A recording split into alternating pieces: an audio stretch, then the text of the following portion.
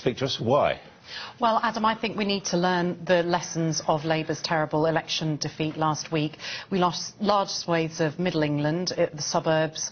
There were large parts of our industrial heartlands who voted UKIP and chose that type of English nationalism because they thought that we'd stop talking to them. And we lost pretty much everybody in Scotland. So we need to fight back, we need to learn those lessons and rebuild a winning coalition that speaks to every part of the country. And why you rather than Liz Kendall or Chuka or Andy Burnham? Well, I've got 17 years' experience, both as a locally elected councillor, so I've had that on-the-ground experience working in a town hall.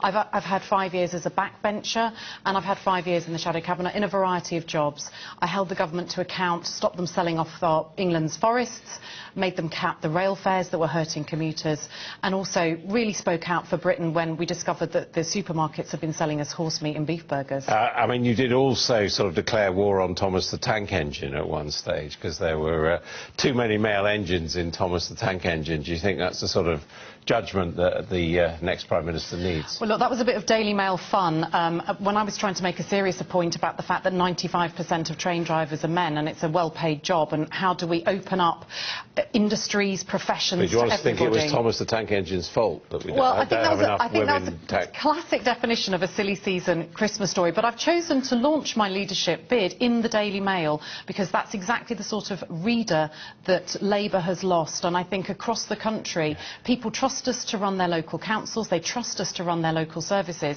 but when they came to the ballot box they wouldn't trust us to run the government. Would you agree with the Daily Mail, the sort of journalism it does? Well, I don't want to get into the different types of journalism. I mean, you know, they've got a very big website. Everybody has a little look at the sidebar of shame. You know, they're very aggressive, and the sidebar of shame and all that. A lot of people in the Labour movement would say that that's not the sort of thing a socialist should be supporting.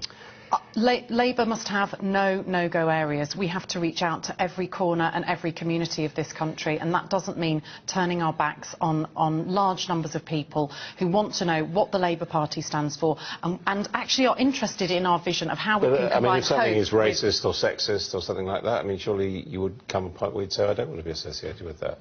Well, there have been well-documented issues with the Daily Mail in the past, but I think what we have to do is unite around a common vision on how we can marry Labour's traditional speaking up for public services, our NHS, the BBC, all the things that are going to change under this Conservative government, but also talk about the economy, talk about aspiration and talk about how we can have compassion in public life as well. Why do you think you lost this election?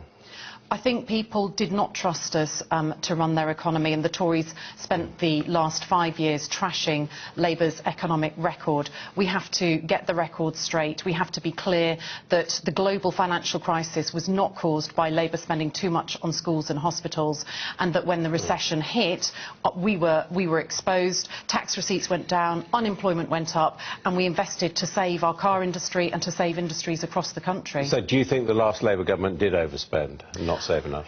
We brought down debt between '97 and before the recession hit. We did run a small structural deficit in the years before the recession hit. With hindsight, should we have done that? Probably not. So you think actually Gordon Brown got it wrong, that there should have been some saving, some cutting down of the deficit when growth was underway? When the times were good, yes, and we were clear in this election that we wanted to run a current budget surplus as soon as possible.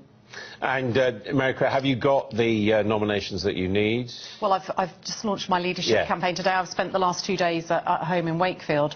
It's very early stages in what is going to be a long race, but I think there's a lot of Labour MPs who are out there who are interested in what I have to say and who are waiting for the leadership hustings and who are going to be consulting with their parties. Are you worried you might split the sort of progressive reformist ticket and I'm not worried about anything. Therefore let someone on the left come through?